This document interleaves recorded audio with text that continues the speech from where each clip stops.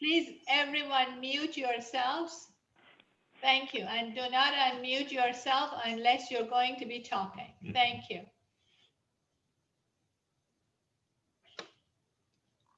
Masud, you got unmuted. There we go.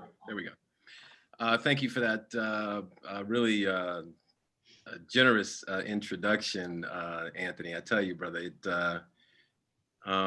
know, I can't think of anything more boring than hearing about yourself. That's why I tried to condense it to like 2 sentences earlier, but you wouldn't go along with that plan. So anyway, it's such a joy to be on here with you all, to be spending a bit of time with you, to hear that beautiful rendition of one of my favorite songs by Brother Bob. That was so beautiful. Thank you so much for sharing that. To look and see this brilliant, beautiful face of Brother Sidney Morrison, who I haven't spoken to in a while, who when he smiles, he just lights up the world. He's just beautiful, beautiful, beautiful. And to be all with all of you. I'm also very fortunate to have my godmother, Miss Jamila Kennedy, who's with us all the way down here from Atlanta, who actually taught me the Baha'i Faith many years ago. So I have to give honor to my elder, and indeed to all of the friends and family who are joining in from various parts of California and maybe from other parts around the country as well. So thank you all so much. So honored to be with you. You know, the title of this talk, this group of talks, the 2 that I'm giving, is My Soul Has Grown Deep, which is taken from a 1920 poem by a gentleman by the name of Langston Hughes, which I'm sure many of you are familiar with. And it's a beautiful poem, and I think in many ways it kind of sets the stage for kind of what I'll be sharing today. So I thought it might be beneficial for me to do a brief recitation of it. It's a very small poem. It's only a few lines. But I think just in terms of spiritually and connecting with the ancestors and those who have gone before, have kind of laid a path of creative brilliance and kind of spiritual commitment, it'd be a nice way to begin. So I'll share that with you.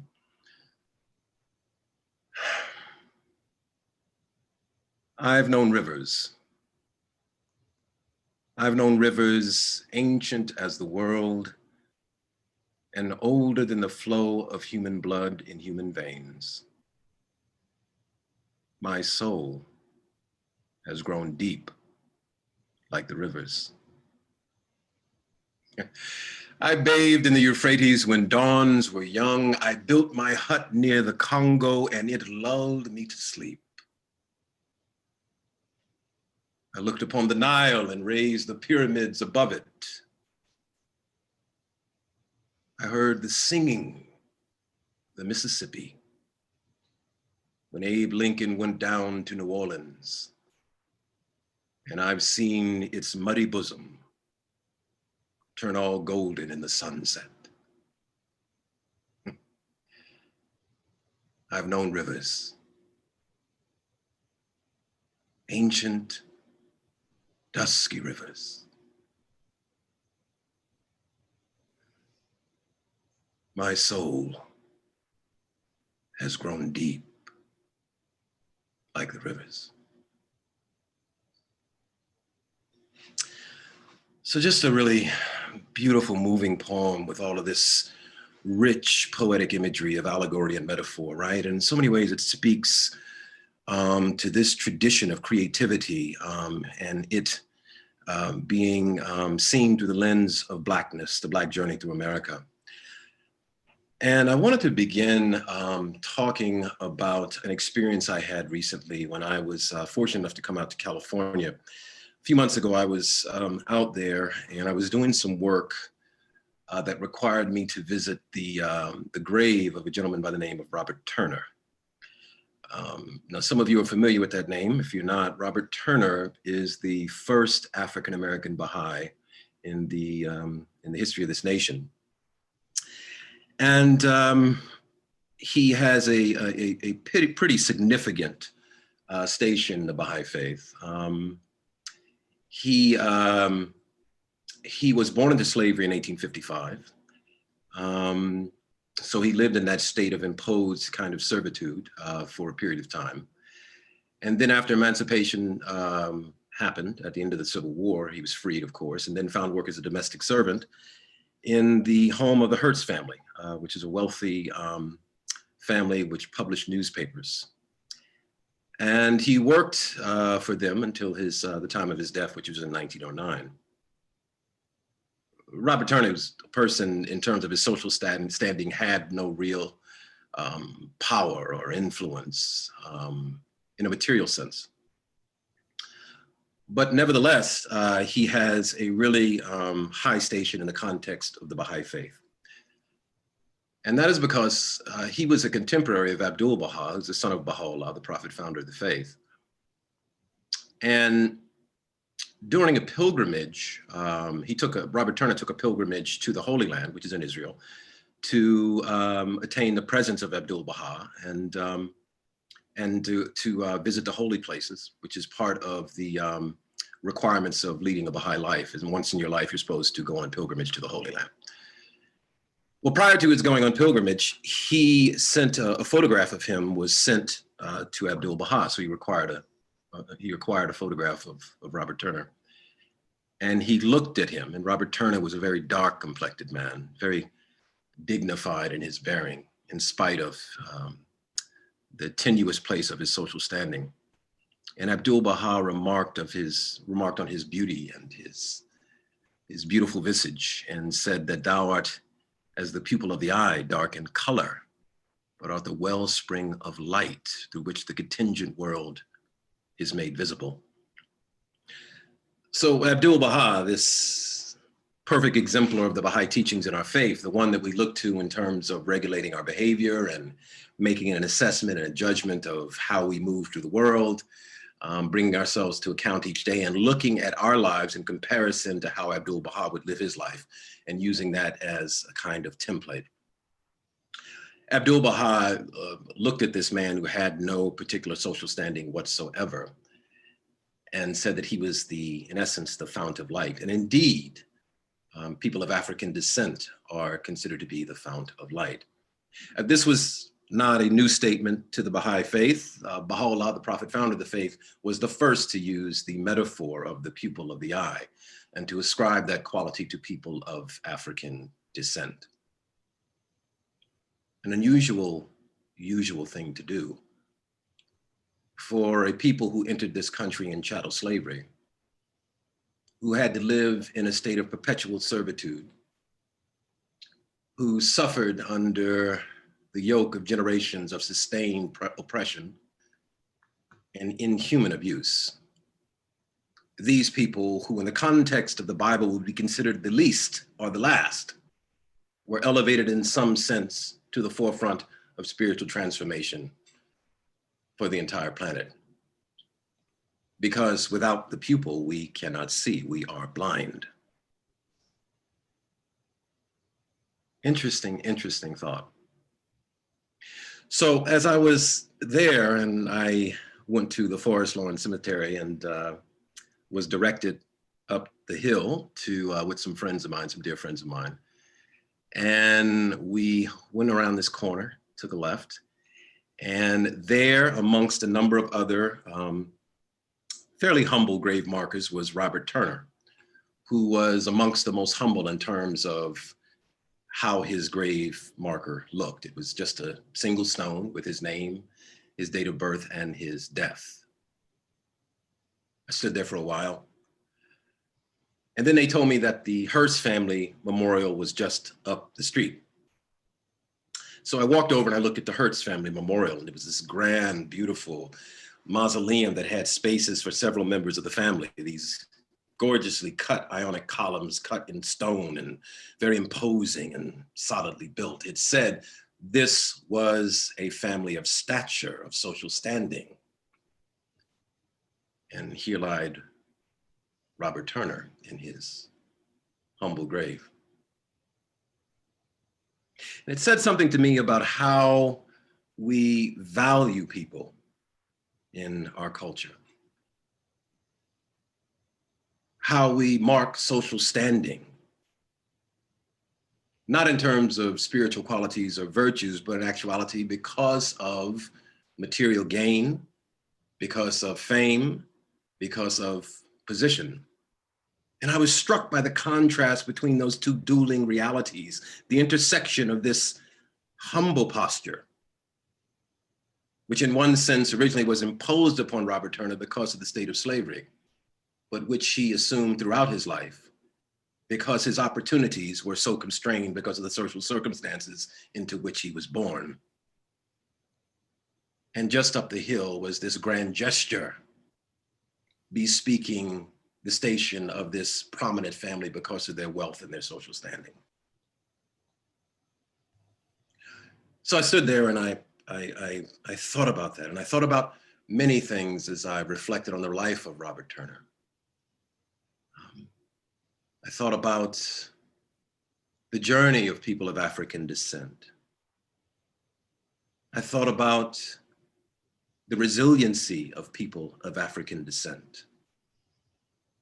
I thought about the creative ways that we have had to respond to the social circumstances into which we are born, and how art and creativity has been a mechanism for our forward progress and indeed our spiritual transcendence, because historically it has been grounded in a kind of spiritual truth that comes out of the west coast of Africa, but indeed was carried over in those slave ships where you had Mandinka, Fulani, Igbo, Mindi, all these different cultural groups corralled together in the vessel of these wooden behemoths carried across the Atlantic littered with the bones indeed of those who had jumped overboard or who were killed and thrown overboard. And nevertheless, those that survived coming to America with this deep well of spirituality that comes out of their traditions, their religious traditions out of the west coast of Africa.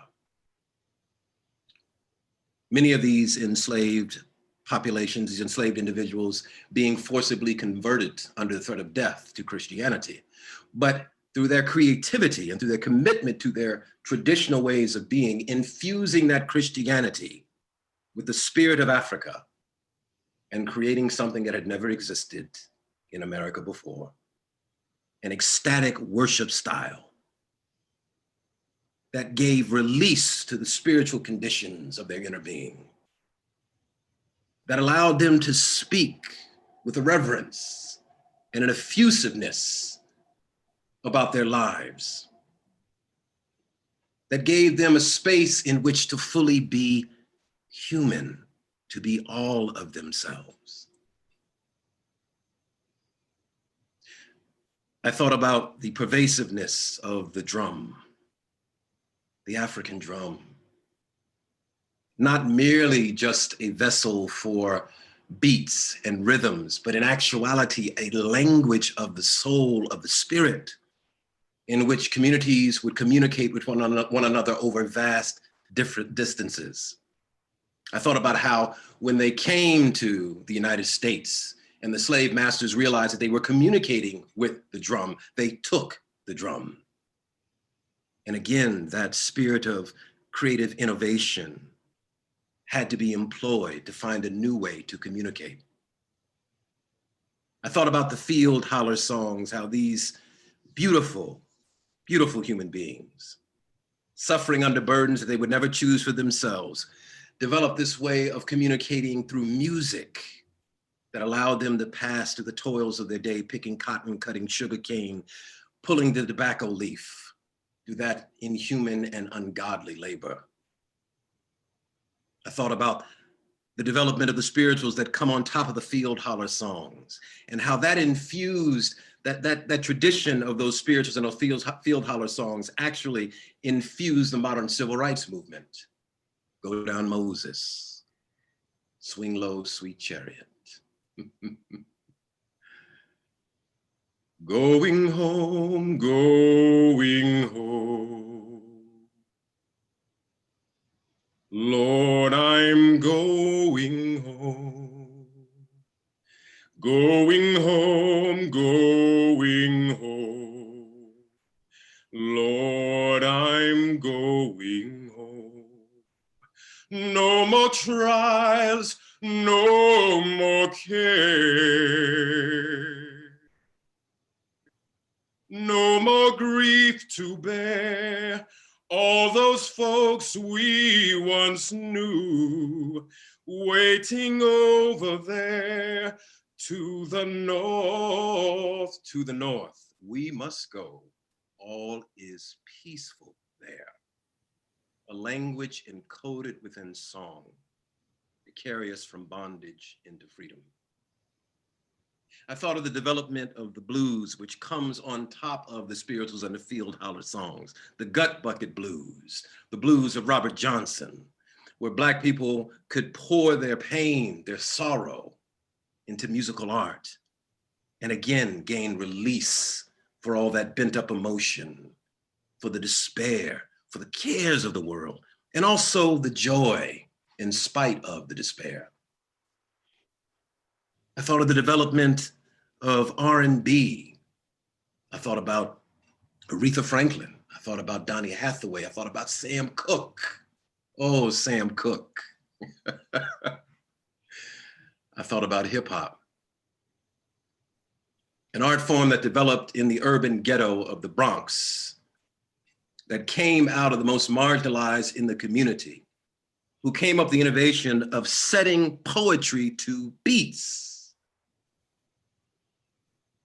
And I thought about William Shakespeare, who, if he had 2 turntables and a mixing machine, he certainly would have set Hamlet to beats.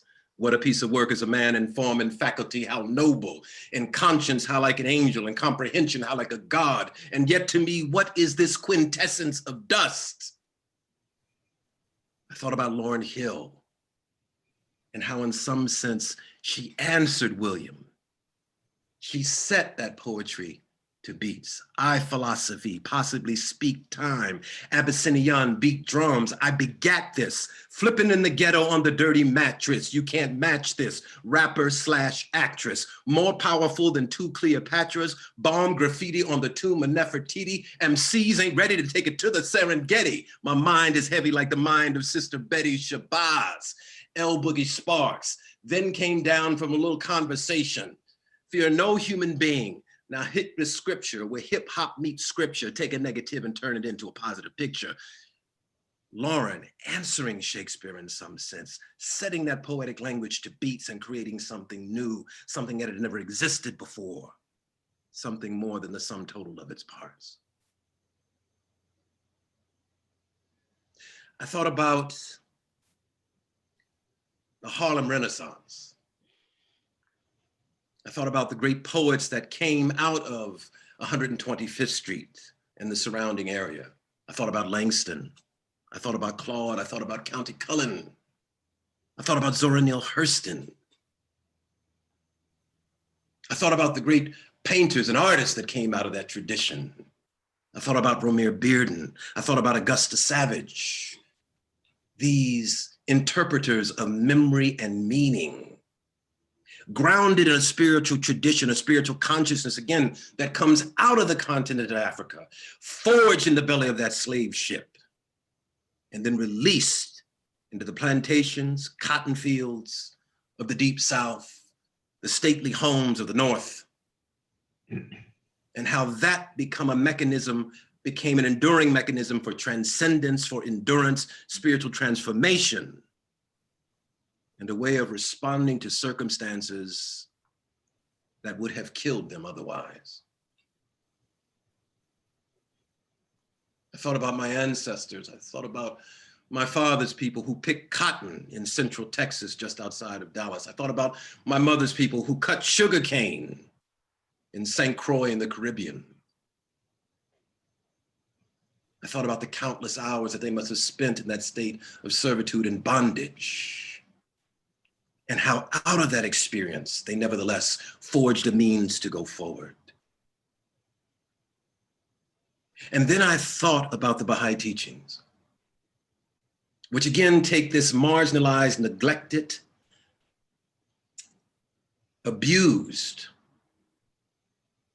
group of people, the least among us, if you will, and move them through the teachings of Baha'u'llah, through this timeless teaching about the pupil of the eye to the forefront of spiritual transformation. And I thought about how indispensable that is to our forward progress as a human family, and how precious the lives of those who are dying in our streets, who are left to rot on the vine, who are marginalized, dehumanized, and objectified on a daily basis. And we as a human family cannot afford to allow that state of being to persist and continue. How it is up to us as a human family, as brothers and sisters, no matter what background we come from, to put our arm around a brother and sister who is walking down the street, who is struggling with the marginalized circumstances of their existence, and to let them know there is something in you that you may not see within yourself, that you have a spiritual destiny, that you are the pupil of the eye, and we need you so that we can see our way forward. I thought about the sense of urgency that I feel, the commitment, the dedication to do my part to eradicate racism in America, how I cannot sit idly by on the sidelines, how I have to commit my talent, my intellect, and my spirit, and my blood if necessary, to the eradication of racism. Because according to the Baha'i writings, it is the most vital and challenging issue confronting America today. Vital, important, vital, referring to the biology, the physiology of the human body, the way the organs work together, the way the cells work together. Vital. Challenging, because the sickness, the malignancy, the cancer of racism has worked its way into every facet of human existence within America. How in some sense, indeed, it is our most perverse, evil, and brilliantly, wickedly ingenious export.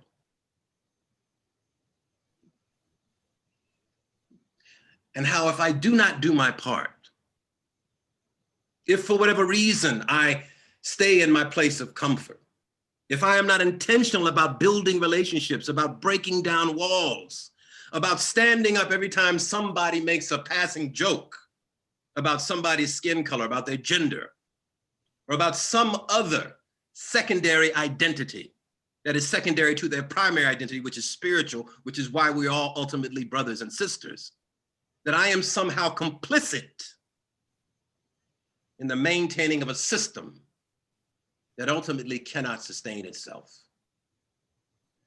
and is marching invariably, inevitably towards its doom.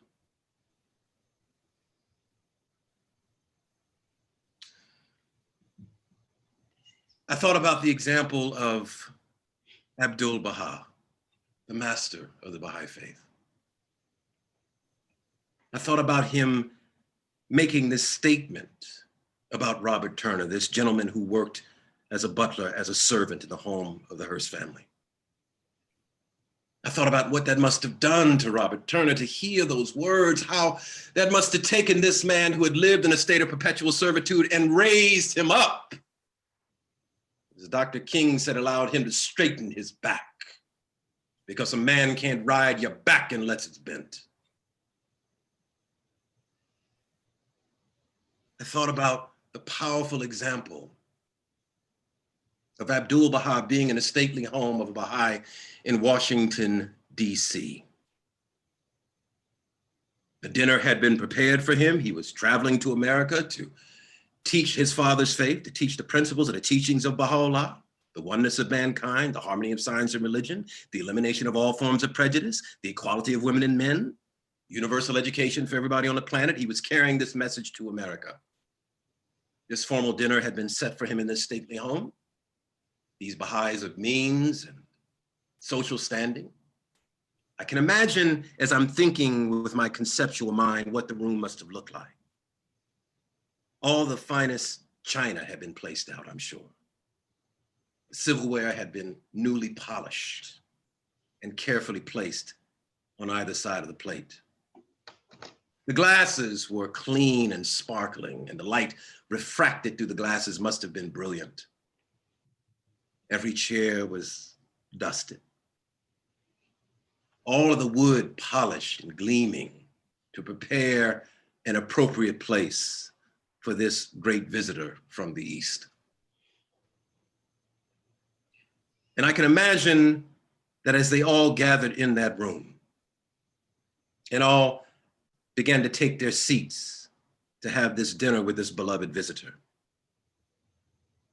and how in another room there was another visitor, a man by the name of Louis Gregory, who was part of the so-called talented 10th, who was considered the intellectual elite of the Black community. Louis Gregory was a dignified man. He was a graduate of Howard University Law School.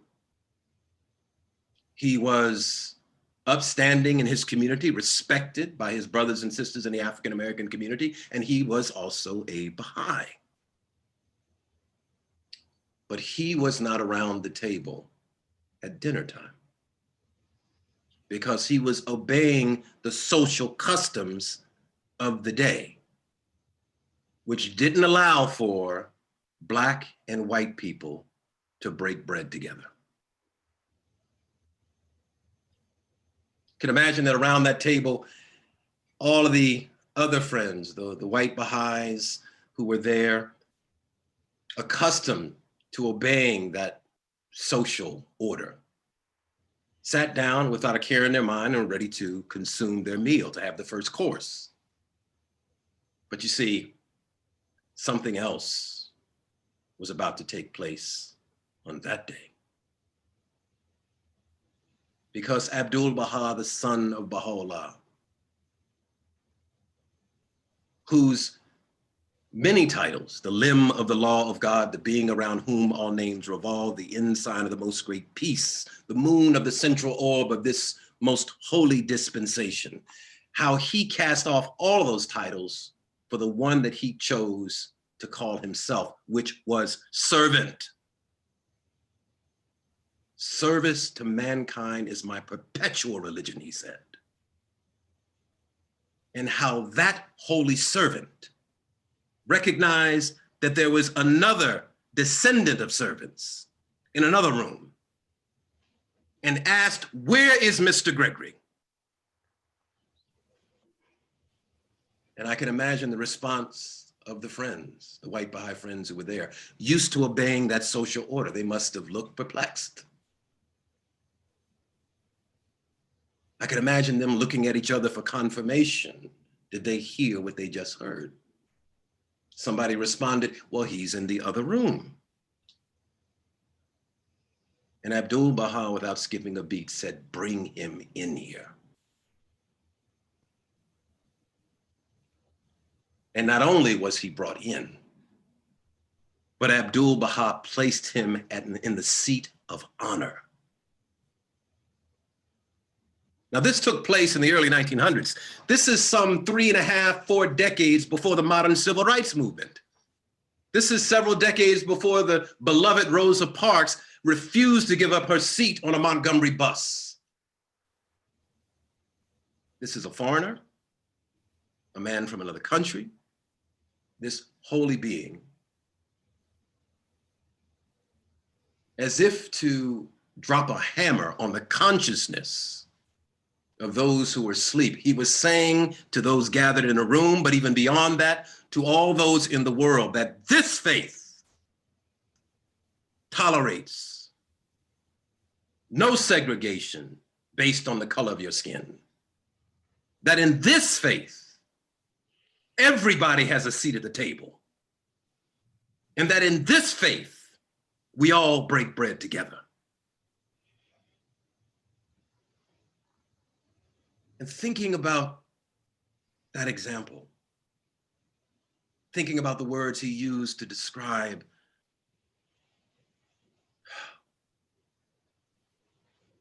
Lewis, to describe Robert, to describe those descendants of the enslaved, it made me straighten up just a little taller. It allowed me to raise my head a little more erectly, because I knew that it didn't matter what society called me. But from the standpoint of the teachings of Baha'u'llah, Abdul-Baha, Shoghi Effendi, the institutions of the faith, that my spiritual distinction is that of sight. I contribute to our ability as a human family to see. Now, the irony, of course, is that this is no special endowment of people of African descent because we were born with some special gene, some added composite to our biology. No, it is because of the journey that we have walked through. It's because of the suffering. And the fact that we had to be astute observers of the social landscape in order to ensure our survival. From the moment that we stepped on the slave ship, from the moment we got off the slave ship, we had to watch and see, study body language, facial expressions, intonation, in order to ensure our day-to-day, moment-by-moment survival. It was existential threat that necessitated the development of the capacity of deep perception and insight. That's the reason.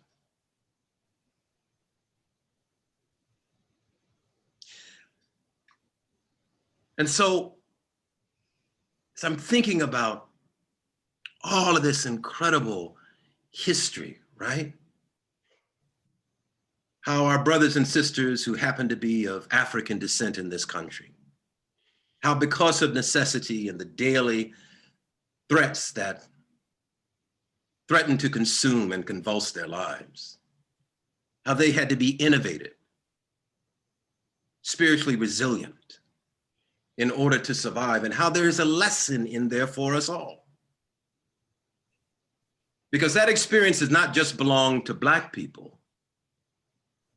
That is a gift that we give to the entire world. And if it is true that we are one human family, that reality is not just owned by the Black community, it's owned by everyone else.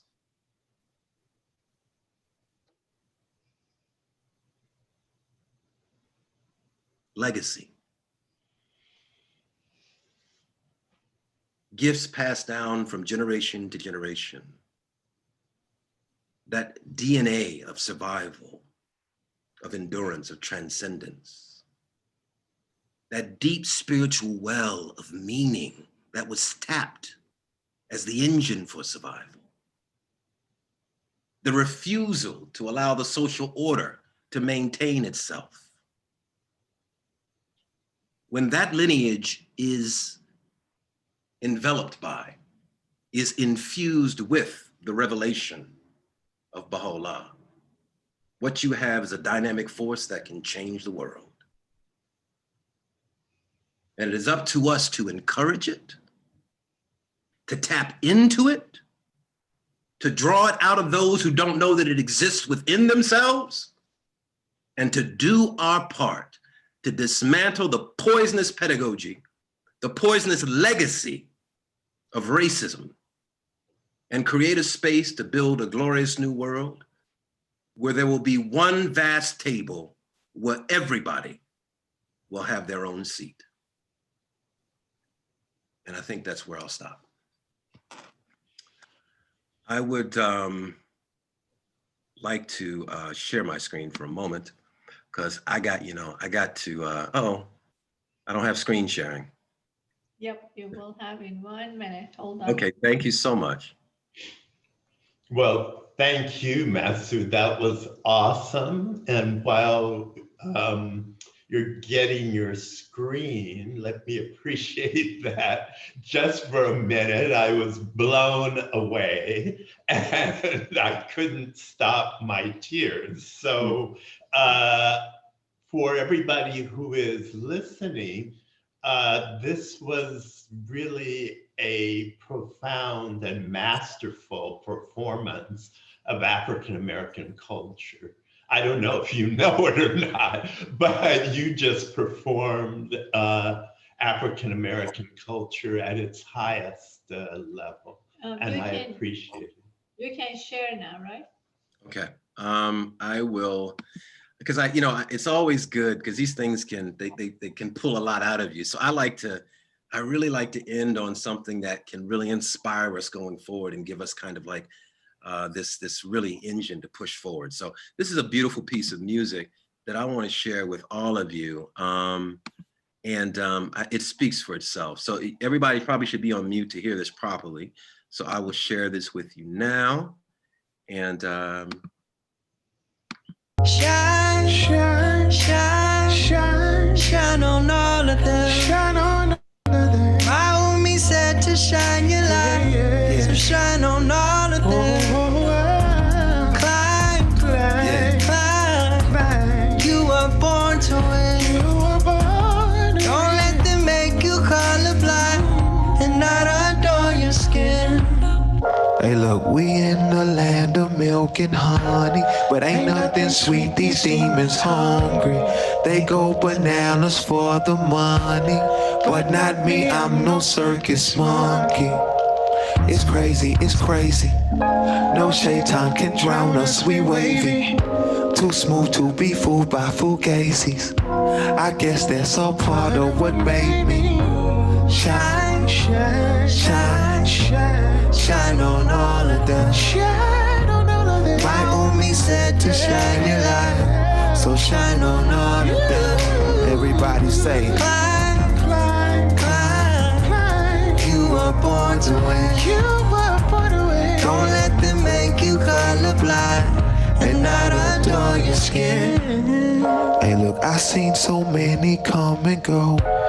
It's hard to get change when you broke. My only goal while on the globe is not to let my soul corrode. The world can be toxic, especially when your skin look like chocolate. Be careful, all branches ain't olive. And look towards the sun for your solace. And shine, shine, shine, shine, shine on all of them. Shine on all of them. My homie said to shine your light, so shine on all of them. Climb, climb, climb, climb. You were born to win. Don't let them make you colorblind and not adore your skin. Hey look, shine, shine, shine, shine, shine on all of them. Shine on all of them. My homie said to shine your light, so shine on all of them.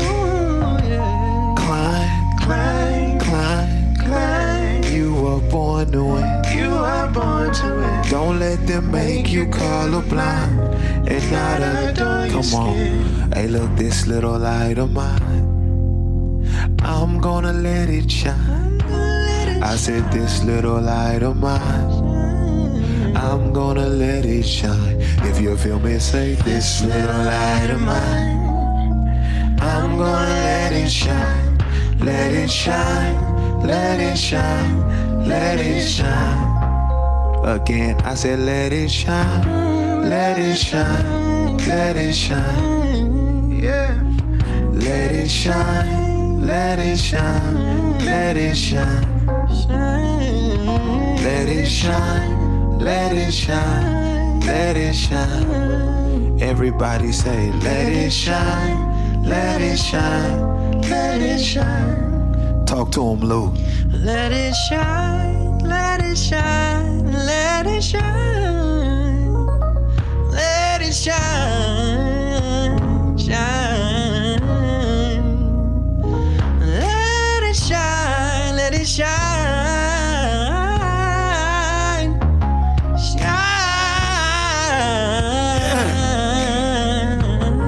Talk to him, Dave. Shine, shine, shine, shine, shine, shine.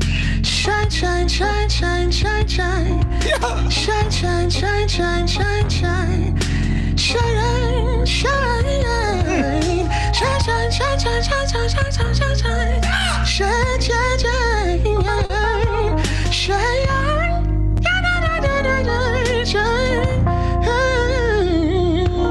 Let it shine, let it shine, let it shine. Talk to him, talk to him. Let it shine, let it shine, let it shine, yeah. Let it shine, let it shine, let it shine. Last time. Let it shine, let it shine, let it shine. Wait, I'm from the southwest side of Houston, Texas. And I hate racism. What's up? Box me. There we go, friends. Let me come on back. There we go. So just a powerful piece of music that, like, you know, that just uplifts us all, gives us a sense of our the light that exists within all of us, and gives us a mandate to shine, baby. We got to shine. We got to keep shining. We got to keep shining. Got to keep shining. So, anyway. Thank you. Now we can open up and unmute everyone. No, don't unmute everyone. Oh. Just unmute yourself if you want to talk, please. Okay, unmute yourself and we're open for comments and questions. So. Masud, this is Sydney. I just want to say your talk this morning was truly emotionally powerful, staggering, so powerful in its eloquence and its honesty and in its idealism and its commitment to action. I was truly moved this morning and feel privileged to have heard it. And I hope that thanks to technology, Floor, that we can share this with others, because it's of a caliber that I think everyone should experience. Thank you, Masud. Brother Sydney, I just, you know, I love you, man. And got mad love for you, brother. And I just appreciate you so much being here, man. Thank you so much for. Oh, I'm so glad I came to this meeting today. Thank you, brother. Thank you. You lifted me up. You lifted me right back, brother. You lifted me up with you, brother. Okay, as the Persians say, no ta'aruf.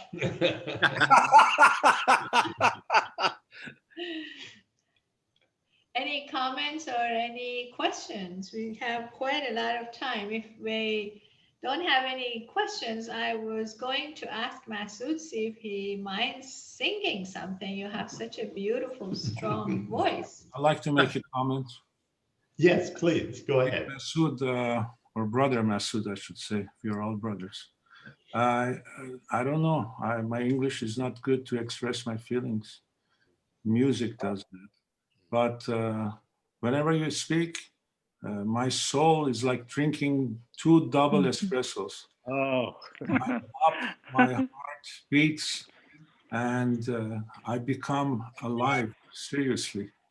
And I wanted to thank you also for speaking in the last Thanksgiving weekend, 4-day holiday, Native and Black unity. I tell you something from bottom of my heart. I've been a Baha'i, 3rd generation Baha'i. That don't mean anything. And I attended lots of Zoom meetings. I have studied a lot, most of my life, been a pioneer in 2 continents. But everything so far to that weekend was about the pharmacy of the great physician, Baha'u'llah. How they mix these chemicals, when you should take it, for what and all that. These meetings, which one was 13-hour long, I give myself, you know, I feel good that I could do it, 13 hours, you know. It changed my whole perspective of life, is because, and I heard you there, is because this is when I saw how this medicine works, how it heals. I came out of the pharmacy and I noticed that, I tell you, it was the most heavy duty experience I ever had, especially Native and Black and everything. The artists, your talk, other people's talk. I don't know how Barbara did it, sitting there, you know, for all these hours, you know, 13 hours. Maybe Masud can tell us if this is online someplace and we can link to it. I'm trying to find it from Barbara. I think she's still exhausted, you know. I missed the first few meetings, of course, Kevin Locke and all that, but National Assembly member, Jacqueline Lefenbol was there. Many artists, one after the other. Yes, this was a Baha'i conference, which was All on Baha'i. only First, I thought this is a left-wing revolutionary party, that's coming out, and it is a revolutionary thing. that too. Our revolution. Okay, thank you. Do we have? Allah Akbar, Allah Akbar. This is Kenny, Masud's sister of over 25 years from Kansas City, Missouri. And I just want to say thank you all for today. This was so uplifting, so revolutionary. Masud, question, can you hear me? Yeah, absolutely. I think everybody can hear you, Kenny. Go ahead, sister, go ahead. You come from such depth. You have always, my brother. How do you prepare to come from such depth repeatedly, continually, with such eloquence? What do you do to go there?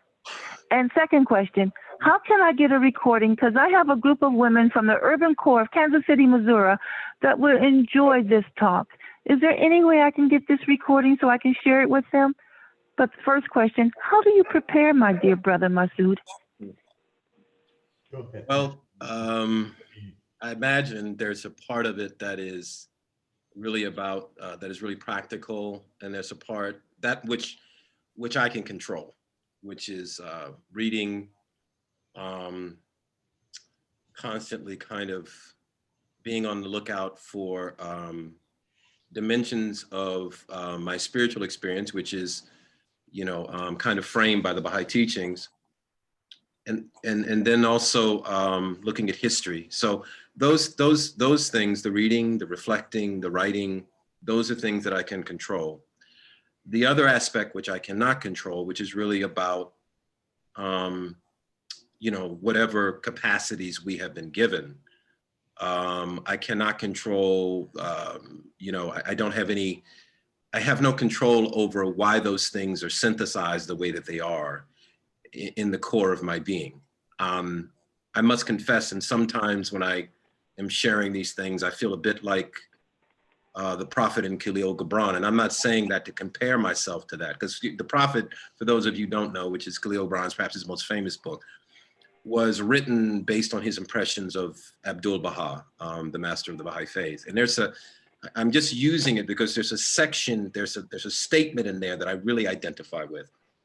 And it's as the Prophet is about to leave, and he's on the bank of the river, and he's about to embark on a ship, on a boat ride across the ocean, rather, not the river, the ocean. And he's answered all of these questions that people have asked him about different facets of life. And then they said, before he leaves, they said, we would like to thank you for speaking to us about these mysteries. And he says in a really astonishing passage, which I think is so true for me as well. He says, was it I who spoke? Was I not also a listener? And I think that aspect of it, how that is funneled through an individual, whether it's a musician or a poet or a painter or a dancer, how it is filtered through that particular framework. And it's not about that person. They are nothing more than a conduit. And they are experiencing it as it is coming through them. And so for me, that's the best way I can describe it, sister. There's something that happens, the preparation is done, but then something else happens if I'm in the right place. Now, if I'm coming with ego, it don't happen. So a brother's I gotta make sure that I'm in check so that I can be open.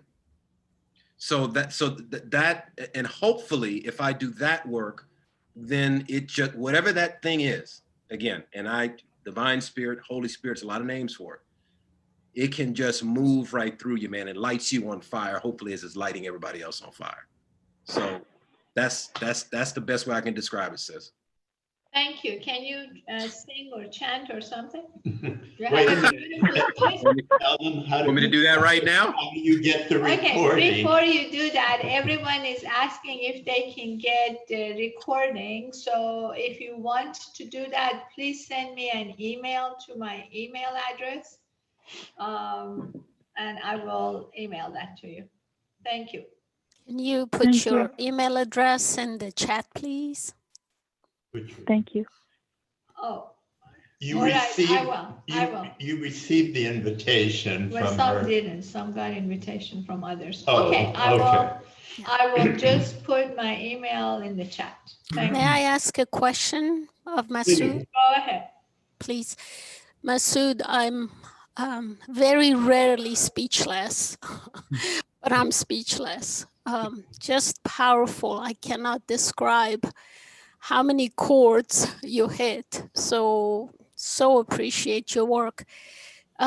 Being from a journalism background, I was going to ask you if you could speak a little bit to your PBS series and possibly how it connects to the work you do in the area of race unity. Yeah, it's a wonderful, that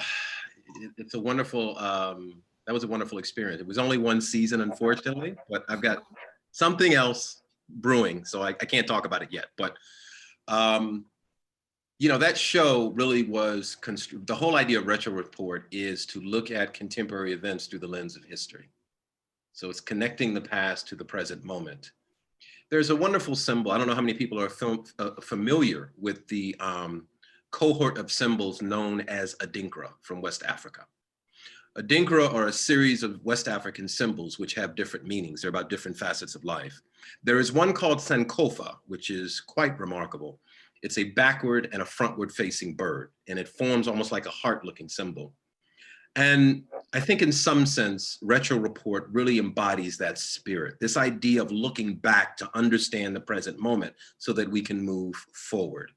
And for me, as an artist, as a creative person who deals with history, with breaking down these kind of like false dichotomies of past, present, and future, seeing the connective tissue that streams all of that in together into one continuous unfolding narrative, right? For me, it was just a perfect fit for the way that I look at the various interests that I have. I've just always been interested in understanding how we got to where we are. I find those narratives to be really interesting. And it gives me a deeper sense of my own, a deeper understanding of who I am, and also a clearer perspective on how I might move forward in an effective way. So that's the best way I can answer that question. Did that get at it for you? Okay. Yeah, absolutely. Thank you so much for what you do. Thank you. Thank you. Yes, and we're going to have to add poet and singer to the list of talents that Masud has, and I'm sure there's more that he's bringing back. Are there other comments? Yeah, may I say something also? This is John. Brother Masud, thank you very much. This was really, I just want to join the chorus of appreciation for this presentation. And I'm glad Floor can send a copy of this program, and I will send you the request for that. And I look forward to your session next Sunday. Thank you, brother. You're Thank you, coming brother. back next Sunday, correct? Thank you. Yes. Next Here. Sunday. Yes. Yeah. Thank you. Thank you very much. And thank you to the organizers. Really appreciate this. All right. Really do. Welcome. Others who want to speak up? Yeah, go ahead. Fred, we can see you. Oh, great. Okay, I didn't know. Oh, you can hear me. Wonderful. As typical, our sessions, this was equally parallel to the prior sessions, but I would like to add that one empowerment speaker speaks for all of us who are not in tune with the speech. And that I felt so much in what you had to say today. There's a message through us, for us, and for others. And the way you put it, the combination of retrospective and prospective and the symbology and the journey, all of that is relevant, especially at this time in our country and in the world. So thank you very much for your presentation, Tony and Floor, as always. That's what makes Sundays, okay? Oh, thank you. Thank you, brother. That's true. Are there other comments or questions or ideas? Can I ask a question, Tony, Yeah, Jim? please, go ahead. You mentioned Robert Turner and Phoebe Hearst. Do you have any comments on their relationship over time? Comments. I don't really know much about the intricacies of the relationship. I know that he worked for the family for a number of years. Phoebe Hearst, of course, was a Baha'i who actually funded the pilgrimage of a group of friends to the Holy Land to meet with Abdul-Baha. But in terms of the depths of that relationship, I know that Robert Turner was treated with a uncharacteristic, when I mean uncharacteristic for the time, for a Black man, was treated with a certain amount of respect and deference, which is unusual given his social standing. I'm sure that had something to do with the influence of the Baha'i teachings on her life, and also a lot to do with his competency, I'm sure. I'm sure he was very competent, very intelligent, was just constrained by the social circumstances into which he was born. So I think that's something that deserves some more in-depth analysis. So yeah, I'll have to plunge into that, brother, and we'll have to have this conversation again, Joe. Well, to begin with, the relationship was pretty traditional. I mean, it didn't really break with any social convention. But there's another story of a Black man at the table, because you might look into this, but because when Phoebe Hearst was on pilgrimage, and she was fabulously wealthy, she just had virtually unlimited amounts of wealth. And she funded several Baha'is to go to this trip to the Middle East, to Egypt and to the Holy Land, and brought them to visit Abdul-Baha. And this was the first pilgrimage of Western Baha'is to Abdul-Baha, and people of very high social standing. Anyway, they were in Abdul-Baha's household for several days. And at the first dinner that was served at the table, Abdul-Baha was there, of course, with all of the pilgrims, and Robert Turner was there, but he was not seated at the table. He was standing in the room, kind of against the wall, so to speak, as a servant. I mean, to be the servant of Phoebe Hearst and her friends and entourage. And Abdul-Baha sat down at the table and he saw this. And this was a very difficult moment. I mean, here were, the Western wing of the Baha'i faith, such as it was at the time. And Robert Turner was standing. And Abdul-Baha was extremely uncomfortable at that point, and must have been torn. What do you do here? But he then said, well, he invited Robert Turner to the table and had a place set for him, and he joined the others. So that was just a remarkable moment, because obviously Abdul-Baha didn't want to offend his new believers. But at the same time, he wasn't going to stand for any social. Absolutely. Yeah. Which he did consistently. I mean, this was not a one-off or a two-off. His Abdul-Baha's modus operandi was breaking conventions when they conflicted with spiritual truth. Yeah, and with principle. So this was a consistent pattern of behavior that the friends were witness to, and they could see that. I mean, I'm sure it must have astounded people to see him breaking these conventions. So, I have a comment, if I could.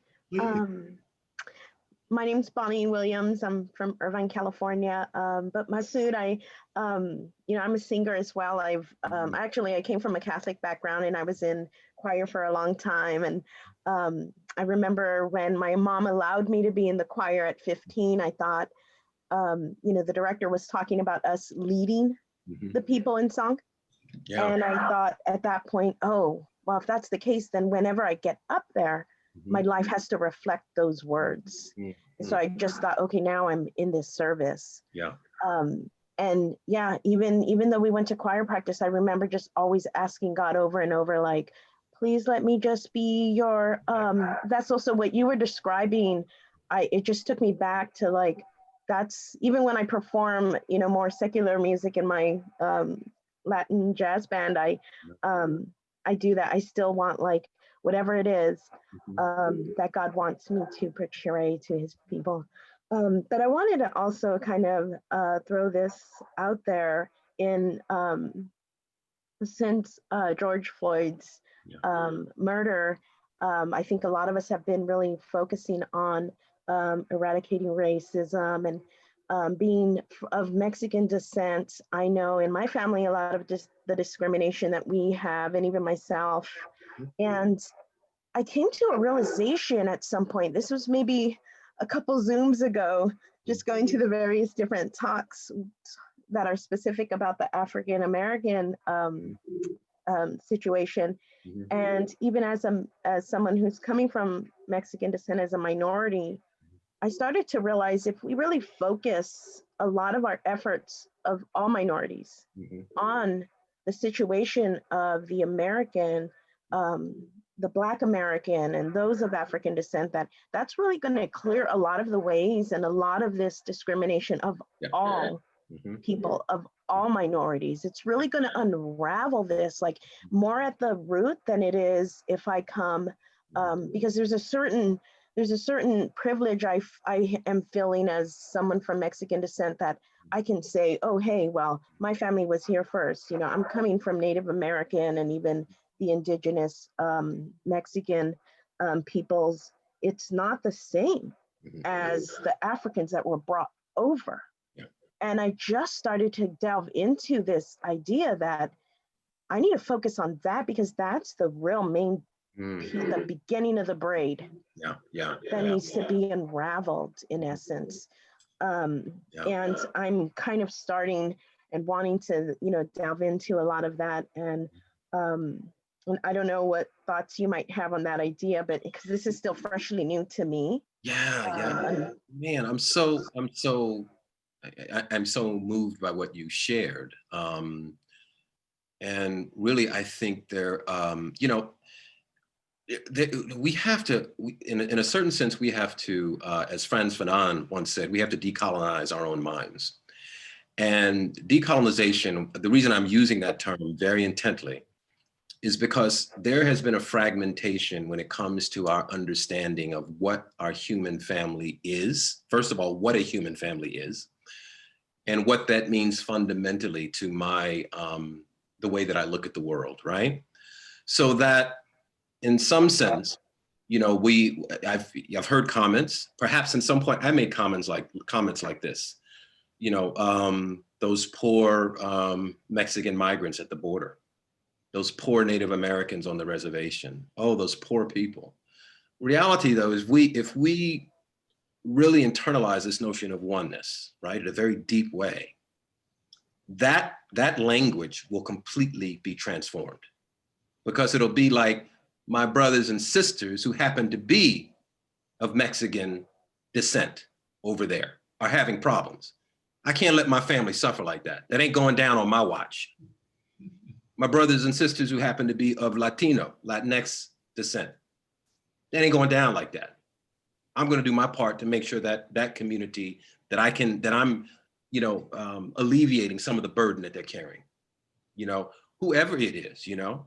But I think what you're saying is a profound statement, because in the Baha'i writings, the Guardian, who is Shoghi Effendi, who is the grandson of Abdul Baha, and who was the appointed successor of the faith after the passing of Abdul Baha, in a document, a letter that he wrote, a 107-page letter called The Advent of Divine Justice, talks about, right, the social circumstance of people of African descent and the role that Baha'is are supposed to play in the alleviation or the eradication of racism.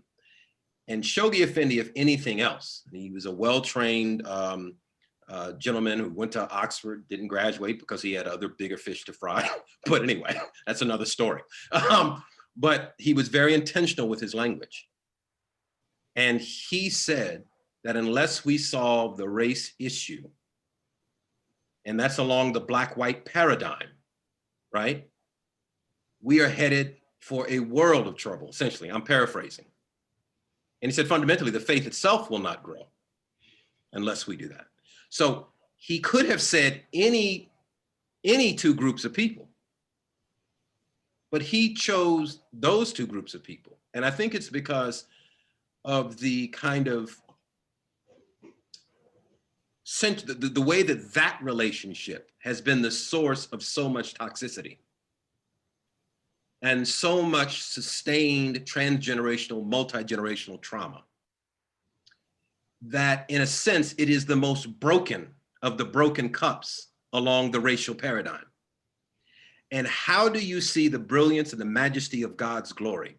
You don't see it by putting it in a polished golden cup that is bejeweled with diamonds.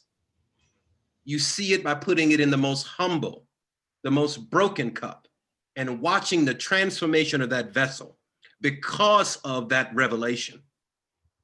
That's why he foregrounded that, you know? So I just really appreciate you bringing that to the fore, because I think that's something that we need to reflect on and think about.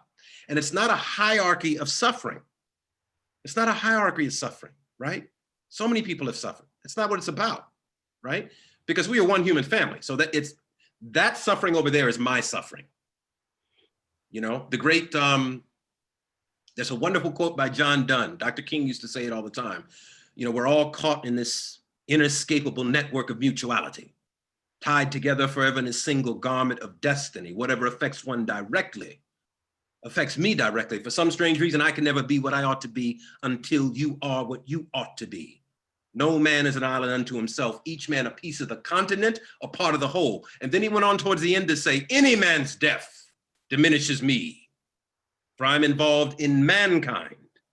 Therefore never cease to know for whom that bell toll, it tolls for thee. So this integration of our understanding of our interdependence and our oneness, right?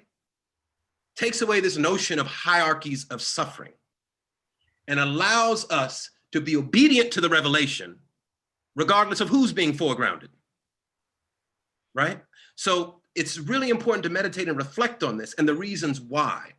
Because if we are coming from the mindset of fragmentation, we'll read it one way and we will miss the deeper meaning and deeper understanding behind the words that the Guardian is saying. So. Thank you. We have another question from Hoda. Hoda, can you? Hello, aloha everybody, and thank you so much, Masud. I, again, totally and fully appreciated your art-filled, moving, spiritually uplifting presentation. You change the DNA through the arts. And the word of God, which is what you infuse it with, just really takes it to another level. Really appreciate it. I kind of wanted to say a quick thing. If the Iranian friends on this page who are not members of the Facebook page called Iranian Baha'is for Racial Justice and would like to hear Masud, more of his talks and his presentation is actually open for everybody. Anybody can join the group. Would like to hear more talks and more reflections by our Baha'i family of African descent. Please go to that Facebook page. Specific question. Could you repeat it again? Been around Iranians. Iranian Baha'is for racial justice. Yeah. Yes, sir. Wonderful, wonderful page. I encourage everybody to take a look and to join. Yeah. Yes. You have been at the forefront of raising your voice, and you've been at the forefront of speaking to the truth in the most glorious way.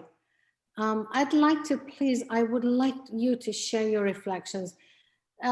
For myself as an immigrant who came to this country, immediately I was taught there's two Americas, one white, one black, separate, unequal, and hostile.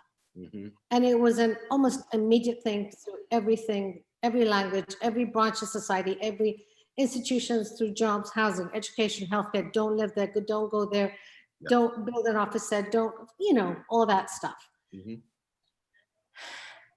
And unfortunately, the doctrine of white supremacy, or the fallacious doctrine of white supremacy, as The Guardian says, coddles immigrants like myself, or all the ones who keep coming to the shores of America, believing that America's land of liberty, justice, and equality for all. If we're honest with ourselves and we truly investigate the truth the way we're supposed to, we realize that by not speaking up, not making real friendships with people of African descent in our Baha'i communities, we cannot build that. We cannot even understand the depths of what we're having to deal with. What would you say, what role do you think specifically the Iranian Baha'is could take in bridging the racial divide? Wow, such a always easy questions from Hoda, I tell you. By the way, if you don't know, Hoda is really on the forefront of engaging in this work of racial justice, and she is such a light in this work. So I just want to acknowledge you and lift up the work that you're doing, and just encourage you to keep doing what you're doing. I'm so grateful for the work that you do. You know, I think, you know, cultures, you know, beauty in culture is spread quite liberally. Every culture has these remarkable, beautiful, scintillating things about it. Every culture does. Every culture also got some stuff they got to clean up. Black folks got it. White folks got it. Persian folks got it. Latinos got it. Latinas got it. Everybody's got some stuff. They need to get the dustpan out and the broom and just sweep it up and get rid of it, because it doesn't serve us at all. I think for my Iranian brothers and sisters who come here from who are immigrants, and I'm speaking particularly to the ones who have been fortunate to acquire wealth and means, I think it's important to be intentional about how you, I think you have to be intentional about reaching out and building relationships with the Black community, and indeed with other marginalized populations. And I'll give you some specific concrete examples. If you happen to have a business and you employ, let's say, I don't know, X number of people, maybe over 25. If the only people that you hire look like you, there's fundamentally a problem, because you're not sharing that wealth and those resources with the communities that need it the most. So it's important to be intentional about reaching out to those who are suffering to help lift them up, not as a savior, right? But because we have a moral obligation to utilize the gifts that God has given us to help the most marginalized and downtrodden. I also think it's important to take an inventory of one's friendships and associations.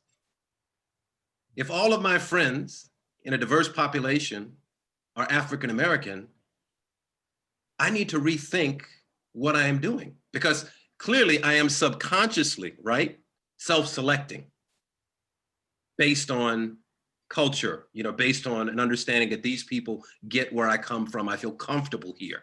But the eradication of racism, the dismantling of racism, is not a business for the comfortable. If you want to be comfortable, don't engage in this work, because you will not last. And I don't know about anybody else, but any kind of growth that I've ever experienced in my life has come at the expense of my own comfort, whether that was physically, intellectually, spiritually, emotionally, right? So we have to get over this idea that I don't want to go down to the barrio. I don't want to step on the res. I don't want to go down to the ghetto because I don't feel comfortable in those spaces. We have to get over that, because this work is so important. It's about the destiny of humanity. It's bigger than my comfort. It's bigger than my ease. It's bigger than my money. It's bigger than my social standing. So we have to all commit ourselves, right? and this is for everybody, not just the Iranian believers, but you asked that question specifically about the Iranian believers. We have to really be intentional about who we are associating with, who we're inviting into our workspaces, who we are even choosing to marry sometimes, right? Because what we're talking about is a new world that's coming into being. And believe it or not, like it or not, whether you were engaged in the work of bringing it into being or not, God has already ordained that it's coming. It is coming. You can either get off the train or get run over by it. It's up to you. So how do we go about this process of building these intentional, meaningful relationships, right? Stepping outside of our comfort zone, going into spaces where you may not understand the language, choosing to speak English maybe, right? Even though it may be broken and difficult to get it out. Maybe you have somebody that's there who translates for you. But making these conscious decisions of inclusivity and not exclusivity, right? It's intentional, courageous, determined work for the brave. If you are faint at heart, this is not your work. And all of us have a contribution to make. I can't make your contribution, you can't make mine. But we all have a part to play in this process. Let's join hands, pick up your hoes, your rakes, your spade, get in the trenches and do the work. We all have to do that. Thank you so much. We have another question, Jardeh, count. Yes. Masud Khan, unfortunately, I came late. I was in another Zoom, and when I found out from my friend Kian, it was too late, for your talk. But just recent, talk was about, answered some of my question, and that was, I was hurting really bad. And you answered my question. I'm worried about my brother and sister, Iranian, because I know they are not bad people. They are wonderful, wonderful, good-hearted people. But they don't understand how much we have to work on racism. Yeah. I was really fortunate that I married my husband and I have a son, and I put pressure on him to become a surgeon, doctor, and I'm proud of him. But I know that this problem, especially in this town, that's why I want to go. I just can't at this moment. But I know I'm helping my brother and sisters. I tell them very straightforward that you are racist. You have to work on yourself. I know I shouldn't say that, but I love them so much. I want them to understand, to ignore it is terrible. Yeah. And I hope that your next talk next Sunday, I just text to my son that he should come to your talk. And please tell us how can we deal with this? Because my heart is too much to handle. Yeah. And imagine I'm a Persian person and I shouldn't, but I want to do something. I'm constantly thinking, how can I make people understand to hurt another soul is horrible? Yeah. Let me say something that we can learn from African American culture, that this is a lifelong work. It is a generational struggle. And the lesson of African American history is that the work doesn't end. It has gone on for generations of struggle and work and prayer and, pain, really. And we should think of it that way, that this issue is not going to be solved tomorrow or the next day or next year or the year after. It is a struggle of generations, and it has been.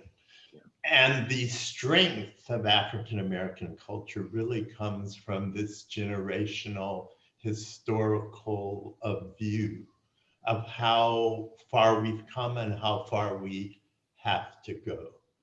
And African American culture, the song, the music, the spirit, Masud, who gives us an example of this, is an inexhaustible wellspring of strength and spirit by which we can go on. Yeah. That there is no limit. Yeah. African-American people, since they arrived on the shores of this continent, were subject to the lie, really, that they were not full human beings. And because of their spirit and their strength, they never gave it. So sorry, they never gave in to the lie. They resisted they resisted the lie to their dying breath. And that's our lesson. That's what we have to do. Not only our dying breath, but for the next 10 generations, we will refuse the lie. Thank brother Anthony. Thank you so much. No, please. I'm so happy to. I just feel your spirit, Sister Jelly. I feel your spirit as well, and I hear the anguish, but also the urgency in your voice, which is really beautiful to hear. Yeah. You know, there's something really amazing that happens between the inner reality of ourselves when it is combined with action, right? I think for myself, and this is my own experience, what I find at this process of transformation, it's this internal process that's going on, and then it's combined, it's synthesized with this kind of external transformation as well. So this kind of bringing myself to account to each day, looking at the choices I've made in regards to any issue, and we're talking about the issue of race, doing this kind of deep inner critique of where I am in relationship to this principle of oneness, and then acting in the best way that I can find to lend my share of assistance to the eradication of racism. I find that for me, that is something that I'm constantly trying to be engaged in. I don't know what your engagement is at this point. I mean, one of the things I think is a great starting point is to possibly join Hoda's Facebook group, which is a wonderful starting point. She has, there's so many resources there to kind of get active and engage. And it's a space that is actually building community between the Black and Iranian friends, which is so important, right? I also think reading is so important. I mean, that's one thing, you know, Dr. Joy DeGruy says something which is very profound. She says, I don't do racism 101, which I think is very profound, because what she's saying essentially is if you're coming to the table to have a discussion, come having done some preliminary work. And what that means is just basically exposing ourselves, right, to the history. There's a number of books we can read. I can think of 10 titles off the top of my head. I'm sure Dr. Anthony Lee can think of 20 or 30. But doing some of that preliminary work, we're being intentional about the history, you know, the situation, giving us a deeper understanding of how all of that is framed. And then taking that learning and combining it with the teachings, the revelation of Baha'u'llah. The engagement in these core activities, devotional gatherings, right? That look like the communities in which we live. If I live in a community and there is 70% Black people in that community and my Baha'i community is all white, there's a fundamental problem. And I don't know what type of physical, intellectual, spiritual gymnastics you have to jump through to sit well with that, because it's not right. So what do I need to do to reach out to these communities, to go into these communities, right? To build relationships, sincere, meaningful relationships that incidentally are more about listening than speaking. We have to be able to listen intently to these narratives, to these stories, to build empathy and trust, because these communities, Black and brown communities, have been violated on a consistent, multi-general basis for over 401 years.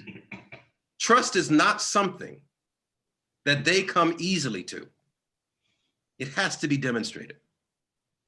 So it's so important that I think that we keep those things in mind as we're coming in these communities, as we're building these intentional and meaningful relationships.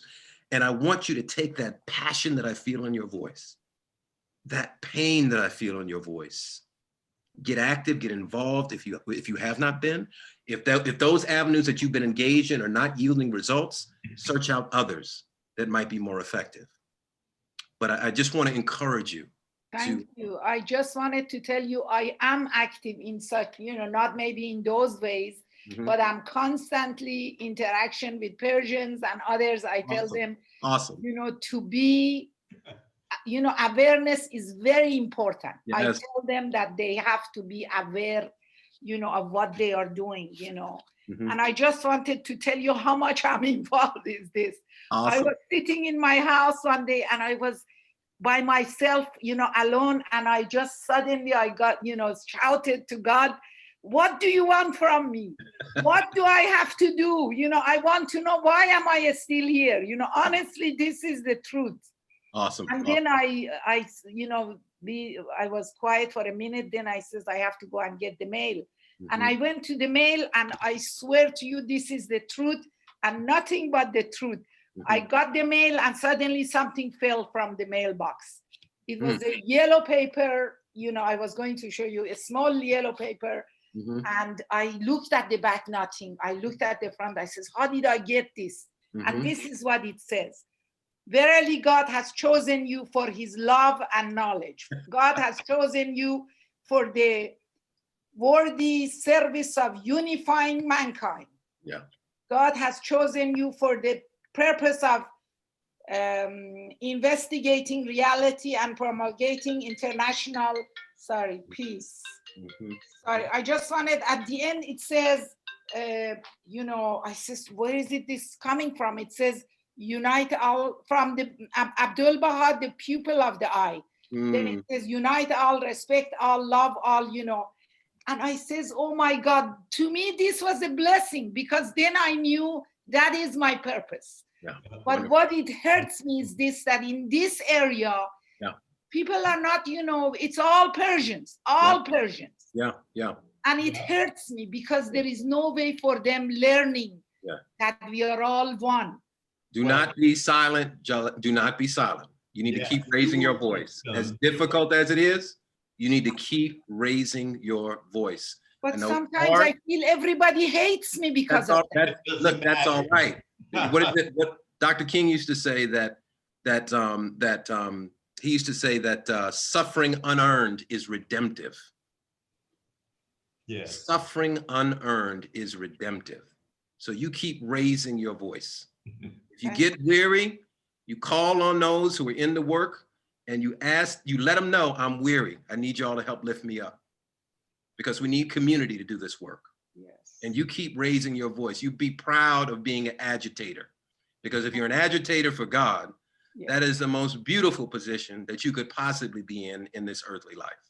So you keep standing up. You keep standing up. I really appreciate my family. They are they are really watching over me and they are all active for, racism. Awesome. Thank you very much. Thank you. That's very moving. I'm afraid we've come to the point where we're going to have to thank Masud and say goodbye to everyone and invite you to come back next week and we will continue our conversation. And I'll try not to break up next time, but you can tell that the subject is deeply emotional and meaningful. Yep. And so, Flora? You're the bomb, Masud. You're the bomb. I love you guys. Thank you so much. Thank you, everyone. We'll Thank you. Next week. Thank you for the opportunity. On time at 11. Thank you. Okay. Bye-bye. Bye now. Take care. Have a great day, guys. Bye-bye. All right, you too. Thank you.